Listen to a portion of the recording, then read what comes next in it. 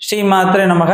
சாஸ்திரங்களில் குறிப்பிட்டுள்ள அசுப சகுனங்கள் என்னென்ன அப்படின்னு நம்ம பார்த்தோம்னா, எண்ணெய் கூடை வருதல், இரட்டை சூத்திரர்கள், துக்கம் உள்ளவர்கள், அலங்கோல முடியை அவிழ்த்து கொண்டு வருவது, பாம்பு, வெற்றுக்குடம், நிர்வாணமான நபர்கள், ஜடாதாரி, ஈரவஸ்திரம் அணிந்தவர், குயவன், வைத்தியர், அரிவாள், கத்தி, கடப்பாறை, மண்வெட்டி, கோடாலி, புதுப்பானை, ஒற்றை பிராமணர்கள், குருடன், விதவை, முட்டைத்தலை, பண்டாரம், அழுது கொண்டிருப்பவர், விரட்டை, விறகு, காற்று, மலை, தூறல், செல்வது போல் அழைப்பது, யாராவது ஒருத்தங்க நீ எங்க போற அப்படின்னு கேட்கறது, இதெல்லாம் அசுப சகுனங்கள் என்று சாஸ்திரம் சொல்றது.